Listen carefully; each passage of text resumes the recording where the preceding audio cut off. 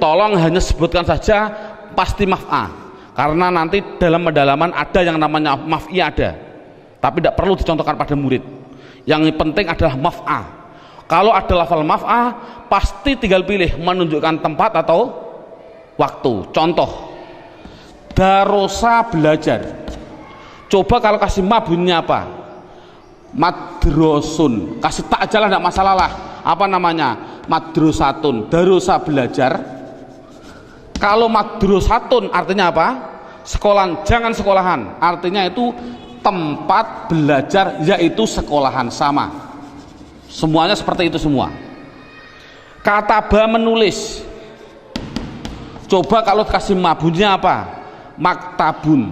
Apa maktabun? Maktabun artinya tempat menulis. Apa? Meja tulis. Jadi meja tulis bahasa Arabnya maktab dan lain sebagainya. Ada yang mengatakan tempat nulis itu adalah kantor, boleh. Jadi maktabun kantor, boleh, karena memang kantor itu untuk tempat menulis juga, dan seterusnya. Setelah itu yang penting anak bisa mendeteksi kalimat isim. Ini alhamdulillah cukup sampai ini. Minimal anak bisa mendeteksi media harokat pasti isim. Karena apa? Kita semua bisa melihat yang namanya isim di media harokat itu pasti ada tanda-tandanya itu semua, kecuali satu yang namanya mudhof. Ini murid tidak perlu diterangkan, ini khusus spesial guru, karena semua media harokat bisa dideteksi itu isim. Saya bisa mendeteksi kecuali satu, apa yang namanya mudhof. Berarti mudhof, apa mudhof itu nanti tidak perlu kita terangkan pada anak. Ini yang pertama. Sekarang alhamdulillah beberapa menit sudah bisa anak bisa mendeteksi tulisan Arab yang namanya isim. Sekarang kita mendeteksi yang kedua yang namanya kalimah fi'il. Kita mendeteksi yang kedua namanya kalimah fi'il. Tadi saya bilang kalimah ada 3 isim fi'il huruf. Isim mengetahui artinya, kalau benda sifat menunjukkan benda atau sifat berarti isim. Kalau tidak tahu artinya, mengetahui tanda-tandanya. Sama dengan fi'il. Kalau mengetahui artinya, itu artinya menunjukkan suatu kerja, berarti kalimah fi'il. Tadi sudah saya terangkan. Kalau tidak tahu semuanya Pak, oh sama dengan isim, yaitu mengetahui tanda-tandanya. Lihat buku panduannya, yaitu halaman 10. Buku panduan halaman 10.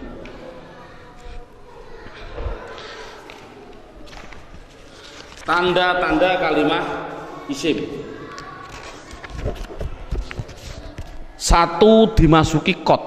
Di situ saya 1 dimasuki kot. Dimasuki kot.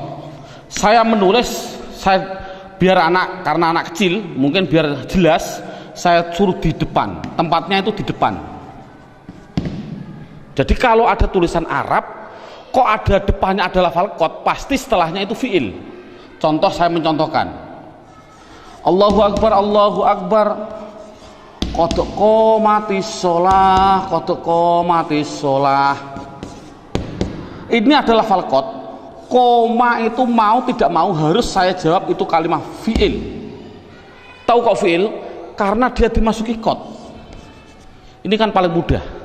Jadi kalau ada dimasuki kot itu namanya kalimah fi'il. Apa artinya koma? Tidak penting. Yang penting tahu itu adalah fi'il. Tanda-tanda yang kedua yaitu dimasuki yang namanya sin.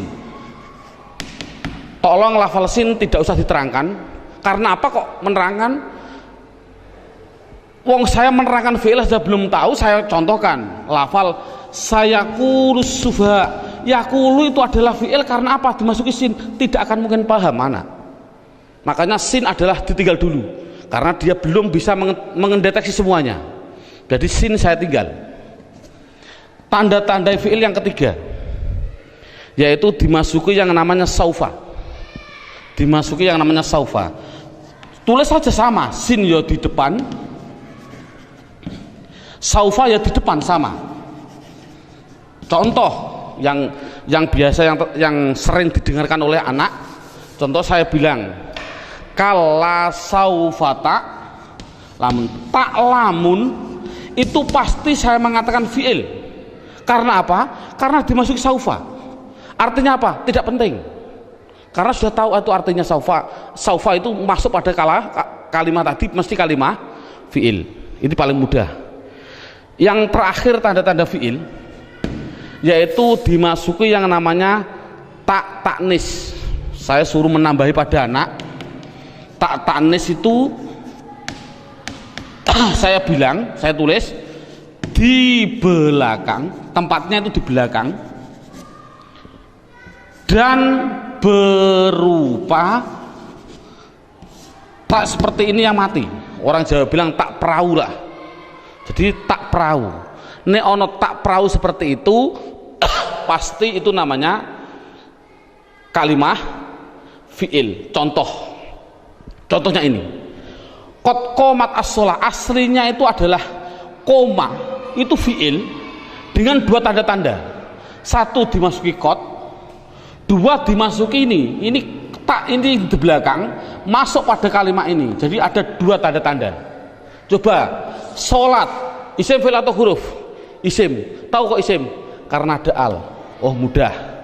Namun sekali lagi ini mulai metode saya adalah nanti menggunakan yang namanya metode hantu. Ini contohnya. Al ini adalah alif dan lam. Yang namanya alif itu pasti mati. Yang namanya alif pasti mati. Ada mati ketemu mati, itu namanya hantu. Saya tulis mati ketemu mati namanya apa? Hantu. Orang Arab tidak senang hantu. Akhirnya biar ini hidup, akhirnya dikasih biar berdoa. Bunyi apa? Qad qomatis shalah. Bukan qad qomat shalah lagi, tapi qad qomatis shalah. Saya contohkan lagi. Lafal min ketemu masjid. Bunyinya apa? Min al masjid, tidak boleh karena ini ada alif mati ketemu mati namanya hantu. Tidak boleh, harus dihidupkan biar berdoa, bunyinya minal masjidi. Contoh lagi, an ketemu madrasah, bunyinya apa? Anil. Kok bisa anil? Oh karena ada mati ketemu mati namanya hantu. Ini sekali lagi orang Arab itu tidak senang atas hantu.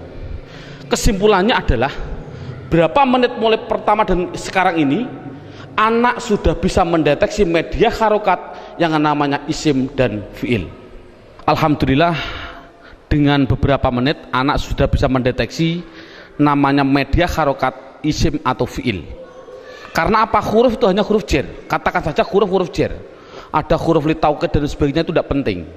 Jadi kalau huruf jar itu tertentu tadi hanya min ila ada berapa 9, selain itu tulisan Arab pasti hanya isim dan fi'il. Anak sudah bisa mendeteksi kecuali tadi mudhof. Alhamdulillah. Sekarang kita naik poin yang keempat. Poin yang keempat yaitu lihat buku halaman pertama. Dalam halaman pertama terlihat kalimah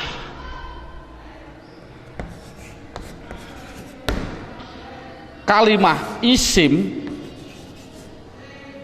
fi'il, huruf. Ini ada gambar kalimah pasti butuh kepada yang namanya ini garis horizontal namanya perlu. Dalam bahasa Indonesia namanya perlu, bahasa Indonesianya orang Jawa namanya butuh. Butuh itu kemarin saya dari Sumatera, butuh itu artinya sama seperti di orang Kalimantan dakar. Naudzubillah, mohon maaf sekali bahasa kasar perlu. Berarti kalimah itu pasti memerlukan yang namanya i'rab. Halaman pertama dilihat, i'rab itu ada 4. Satu namanya i'rab rofa, 2 namanya i'rab nasab, 3 namanya i'rab jar, yang keempat yaitu namanya i'rab jazm. Jadi kalimah itu pasti memerlukan yang namanya i'rab. Padahal i'rab ada 4, rofa, nasab, jar, jazm. Dan perlu diketahui kalimah isim itu butuhnya hanya butuh 3, bukan 4. Fi'il butuhnya yaitu 3, bukan 4. Huruf, sementara huruf tidak butuh. Jadi yang butuh i'rab itu yaitu khusus yang namanya kalimat isim dan kalimat fi'il. Apa i'rab itu nanti saya terangkan. Yang penting isim itu butuh 3. Apa namanya? Dan perlu ditulis dulu. Anak harus digarisbawahi. Rofa pasti domah, dibilang pasti, karena pengalaman saya pada waktu kecil Pak Guru menerangkan rofa yaitu domah, wawu, alif, nun, itu saya juga bingung. Makanya saya melihat dalam jurumiyah ada namanya alamat asli, menunjukkan bahwasanya anak, saya punya insting, berarti mengapa musonaf kok mengatakan asli domah. Inilah mungkin metode saya harus mengikuti seperti ini. Jadi setiap anak pastikan yang namanya rofa pasti domah, yang namanya nasab pasti fathah, yang namanya jer pasti kasroh, yang namanya jazm pasti sukun. Dipastikan dulu. Jadi kalau sekarang kita lanjutkan, yang butuh i'rab itu adalah isim butuh 3. Apa-apa? Isim butuhnya yaitu rofa, nasab, jer. Ini kebutuhan isim. Jadi isim butuhnya hanya 3, rofa, domah, nasab, fathah, jer, kasroh. Tidak butuh kepada jazm, tidak butuh. Ini penting. Adapun yang fi'il butuh 3. Fi'il butuh 3. Apa-apa? Rofa, nasab, dan jazm. Tidak butuh kepada yang namanya jer. Ini anak harus tidak perlulah kita terlalu ngasih pertanyaan terbulak-balik. Contoh, isim i'rab apa yang khusus masuk pada fi'il, i'rab apa yang tidak boleh masuk pada fi'il. Tidak perlulah. Yang penting minimal pertama kali tolong ditekankan isim. Fi'il aja tidak penting, nanti dulu. Yang penting kalau bilang isim pasti punya namanya rofa domah, nasab fathah, jer kasroh, itu isim dulu. Matangkan isim. Fi'il tidak perlu ditanya dulu. Jadi sekarang pertanyaannya, apa sih yang dinamakan rofa domah? Rofa itu adalah i'rab. I'rab itu apa? I'rab adalah perubahan pada akhir kalimat atau kata, akhir kata atau kalimah dalam bahasa Arabnya tadi. Jadi kalau ada tulisan Arab, perubahan belakang itulah namanya i'rab. Contoh saya bilang, ada tulisan Arab min sim jim dal, belakangnya itu, kalau ini kan kata benda, ini kan orang tahu kata benda, kalau benda berarti kalimah isim. Kalau isim harus dijawab, pasti butuh perubahan belakang. Kalau dia rofa ya pasti dun. Apa rofa itu nanti? Pasti dun. Kalau dia nasab berarti pasti dan. Kalau dia jer berarti din. Makanya saya tadi bilang, yang namanya i'rab, khususnya ini, i'rab itu sama dengan nahwu. Contohnya lafal ini, don dan din, inilah belakang, ini namanya nahwu. Adapun depan ada tulisan mim sim jim dal, bacanya apa? Masjid. Mengapa kok dibaca masjid? Mbok dibaca misjid saja. Inilah perubahan depan, itu namanya sorof. Jadi nahwu sama sorof itu harus gandeng. Mengapa terjadi sekarang ini guru nahwu, guru sorof sudah berlainan, itu sudah jauh, akan bertemu juga sulit. Karena satu kalimat membutuhkan 2 hal, yang namanya nahwu dan sorof. Jadi perubahan depan itu namanya sorof, perubahan belakang adalah nahwu. Jadi kesimpulannya lagi, ada kesimpulan ini, tolong nanti anak-anak harus dipahami. Yang namanya isim, yang namanya, saya ini kesimpulan, isim pasti butuh 2 hal belakangnya. Kalau ada al, kalau tidak ada al ya ditanwin. Itu prinsip. Jadi kalau ada tulisan Arab kok dia menunjukkan suatu isim, itu harus kasih tanwin kalau tidak ada alnya. Kalau ada alnya jangan ditanwin. Contoh, masjid ini kan tidak ada alnya, makanya saya balang dun dan din. Coba kalau saya kasih al masjid, coba rofaknya bunyinya bagaimana? Al masjidu, jangan ditanwin karena ada al. Nasabnya bunyinya bagaimana? Al masjidah. Jernya bunyinya bagaimana? Al masjidi. Ini contoh. Dalam buku panduan saya, anak harus dites dengan contoh 2, yaitu dengan lafal basmalah dan takbir. Saya contohkan. Kita kasih contoh yang biasa dibaca oleh anak.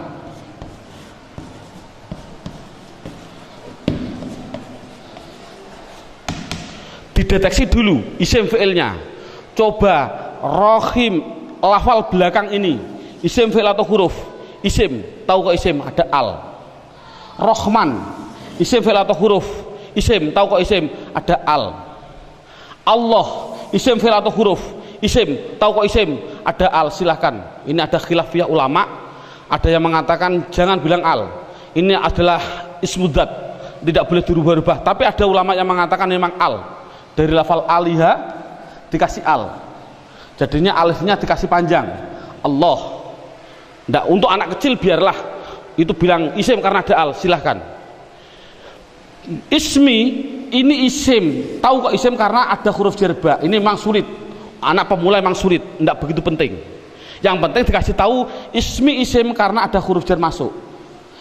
Kalau ini mengatakan isim, ini isim karena ada al, ini isim karena ada al, ini isim karena ada al. Coba harokannya gimana? Bismi. Loh, saya baca kasroh, berarti dia menunjukkan rufa nasab atau jer? Jer, karena kasroh. Oh, 100. Bismillahi, saya kasri hi, berarti di kasroh. Isim ada kasroh. Oh, masuk karena dia jer berarti. Mengapa kok jer? Oh, nanti belum waktunya. Bismillahirrohmani, mengapa saya bilang nih? Rufa nasab atau jer? Jer. Oh, 100. Teruskan. Bismillahirrahmanirrahim. Pasti anak jawab khim. Jawab saja mustahil. Karena sukun itu miliknya fi'il. Ini kan sukun. Sukun itu adalah miliknya kalimah. Sukun itu miliknya kalimah fi'il. Padahal ini isim. Berarti ini milik isim, tidak boleh. Jadi salah, ada tulisan Arab Bismillahirrahmanirrahim, mimnya kok disukun, salah. Mestinya itu kalau dia isim, kalau tidak rohimu ya rohimah ya rohimi, pasti itu.